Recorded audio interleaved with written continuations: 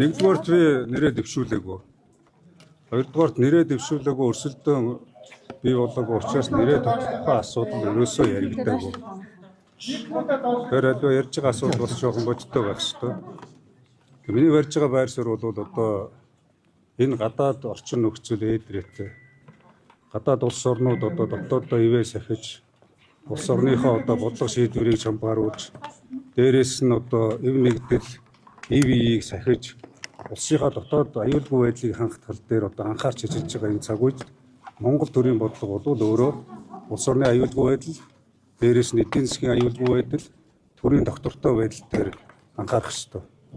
Тийм учраас одоо хэрвээ одоо алдсан бол засаж, маргасан бол одоо зөвшөлдсөж, дээрээс нь эвсэж хамтын хүчээр энэ улс орныхаа асуудлыг шийдвэрлэх ёстой гэдэг ийм байр суурьтай байгаа.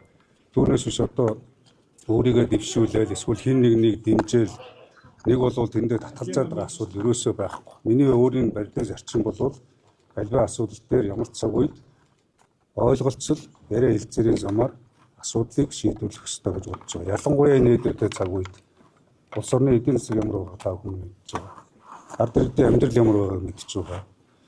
Энэ зөвхөн нэг улс төрийн нам, нэг бүлэг, нэг хэсэг улс төрчдийн эсвэл хэн нэгний албан тушаалын асуудал ерөөсөө биш байхгүй. Тэгэхээр бид нар ивийг сахиж явах хэрэгтэй. Гэхдээ ивийг зангидна гэдэг бол өгсөж хөрөхийг хэлэхгүй. Ив гэдэг бол хуулийн хүрээнд за дээрээс нь одоо ёсчуудах чамтай шудрах тэгээд нээлттэй үжил бодлын нэгдлийг хэлдэг болохоос биш нааша нэг юм харж ирээ цаашаа шал өөр юм яриад явдаг юм асуудал ерөөсөө байж болохгүй. Одоо энэ нөхцөл байдлаас бид гарахын тулд хэрвээ одоо тэгээд хоёр тал хуваагдсан гэж байгаа бол энэ нэг намын асуудал биш болцсон нэг одоо бүлгийн асуудал биш болчиход. Тэгээд энэ улсын одоо улсын хурал тэр дундаа улс төрийн намын уран хүчин Монгол Ардын нам энэ цаг үед улсын хуралтайгаа хамтраад яг энэ төрч ёсныхаа бодлогын хүрээнд дүрм журмынхаа хүрээнд харилцан үйлдлийн хүрээнд улс орноо одоо төр засгаа зээл дээрээс нь ард түмлээ нэмээ хөндөж тэгээд цааш нь ивийг эрхэмлэж явах тухай асуудал дээр бол байнга одоо байр суурь илэрхийлж байгаа. Нэрээ тал одоо Монгол Ардын намын нарийн бичгийн дарга тийм хариуцлагагүй зүйл яаж болохгүй. Би хэн нэг одоо үгүйсгэж гэдэг юм уу хэн нэг дэмжиж би нэр дэвшээгүй учраас ямар юмныхаа нэрийг тавд тийм шүү дээ. А би бол ивийг сахиж яваа гэж байгаа. Өнгөрсөн хугацаанд одоо нөгөө таны нэрээр яригдаад байсан. Тэгээ нэр дэвшихгүй гэсэн би дэвшихгүй гэдгээсэн. Танаа нам 30-38 хуваагдсан гэд нэг бүхий гişүүд яригдаад яриад байна л та. Тэгэхээр яг ийм зүйл байгаа юм надад. Энэ нийгэм дээл тод биш шүү дээ.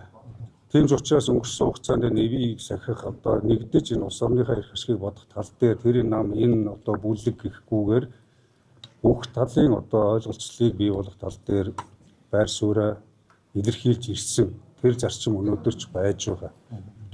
Цаана нэг ярьдаг юм бол ямар агуулга гэж байгаа бол биднэрт одоо бүрэн мэдээлэл ирээд байгаа гэсэн үг. Гэхдээ бидний зарчим маш тодорхой шүү дээ. Энэ улсын хурлын танхим улсын хурал гэдэг бол Монгол улсын ариун гал голомт. Энэ улсын хурлын танхимд чинь ард түмний ихтгэл үнэмшлийн уулзур байгаа. Энд одоо төрчөөс дүрм журам дээрээс нь зарчим хүндэтгэл үйлчилж нийгэм түүх ёстой. Тэгэхээр тэр зарчим дээр байх ёстой гэж. Одоо энэ бямц цогцтой дараагийн танхимын дээр ямар байсвартай? Хэрвээ бямц цогч байна уу, амар сайхан ч байна уу, энэ бол хөв хин нэгэн хүнийг албан тушаалтаа болгох асуудал ерөөсөө биш. Миний байр суурь бол хэрвээ нам бодлогоо нэгтгээд энэ 38 30 гэдэг талцал хуваагдлаа зогсоогоод үнэхээр одоо улс төрийн ууган хүчин юм бол ухаан зарж төвчээр заагаад энэ улс орныхоо төлөө нэгдсэн бодлогоор нэг хүнээ дэвшүүлээд явбал тэрэнд нь би ачаа өргөх ёстой гэвэл явж болно. Ямар нэгэн байдлаар энэ талцал хуваагдлыг өөгшүүлж болохгүй гэж. Бямцад тайлбарлаад өсөж байгаа нэг мэдээлэлүүд явуулсан. Би нэр дэвшихгүй гэсэн.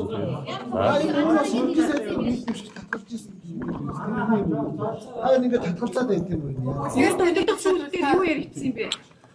Өмнө бүр улс төрийн намын удирдлагууд бүгд сууж байгаад ерөнхий сайд дэвшээ гэдэг санал тавьж ирсэн. Тэр үед би үгүй гэдэг хариу өгч ирсэн. За түүний дараа Замдан Шавтар гэдэг хүн улсын хурлын дарга байсан тав хүн мэдж байгаа засгийн газрыг тэргүүлсэн.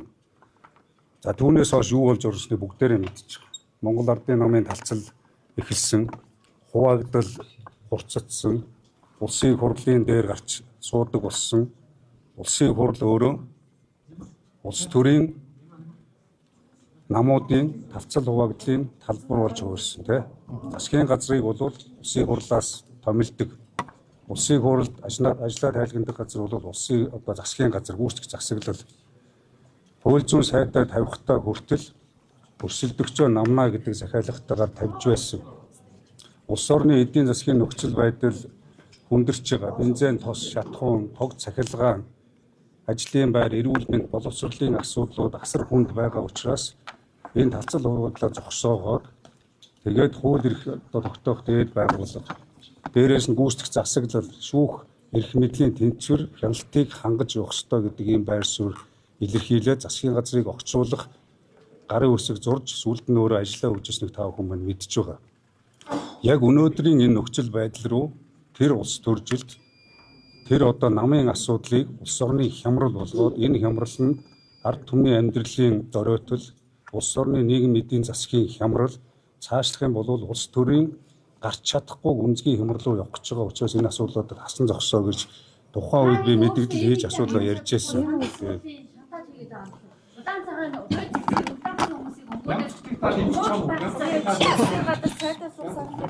Ерөнхийдөө хүч хөрөнгөийг сонгох хэл байна гэдгийг их сурвалжууд яриад байна. За 30 Яг бүлгээс намрын уур амьсгал өөрчлөгдөөгүй байна, нэмэр алга байна гэдэг байдлаар. Нэг өгшөлтэй нам нэг хүмүүс үйлч одоо ингээд энийг булан шатаад ийм байдал гаргаж байгаа нь. Түүнийг бас Ер нь хэлмэгдүүлэлтийн бүртгэлэг доромжлол хэрээс хэтэрсэн шүү дээ. Бие бинийгээс хойшлоор намдаг. Дараа нь сайд улсын хурлын гишүүд нь гарч ирж бие бинийгээ гүтгдэг.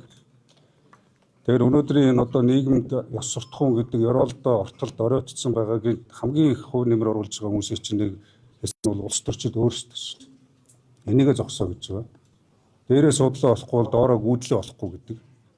Тийм учраас энэ бүх асуудлуудаа энэ тэнд биш энэ улсын хурлынхаа танхимд хууль журмынхаа дагуу дээрээс нь зарчмаа барьж хилцэж шийдвэрлээд гэж. Хэрвээ тааван анзаарсан бол өнгөрсөн хугацаанд би ажиллаа шадар сайдын ажиллаа өгч мэдээлэл хийж гарснаас хойш бол ямар нэгэн байдлаар хэвлэл мэдээлэл яриа өгөөгүй.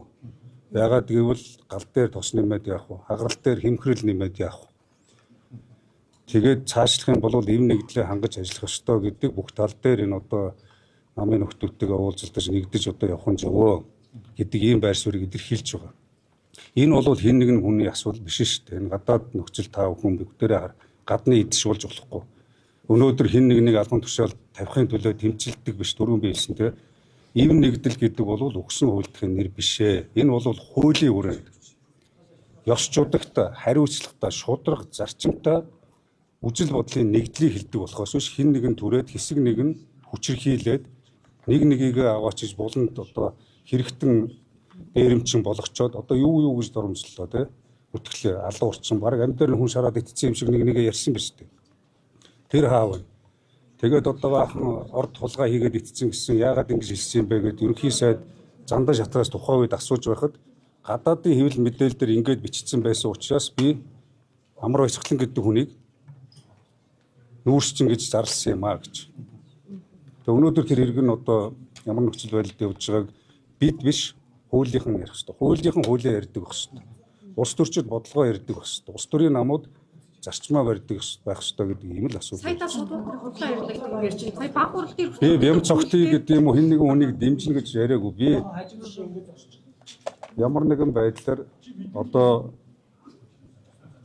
дэвшиж өрсөлдөхгүй дэвшихгүй гэдгээ эхнээс нэлсэн нэг бодлогоор явбал бодлогоо нэгтгэг. Хамгийн гол нь талцлаа зогсоо гэж байгаа юм. Хин нэгэн дэвшиж байгаа бол бүгд нийлээд 68-ын бүлэг гэж байгаа бол энэ хамтдаа явал гэж байгаа.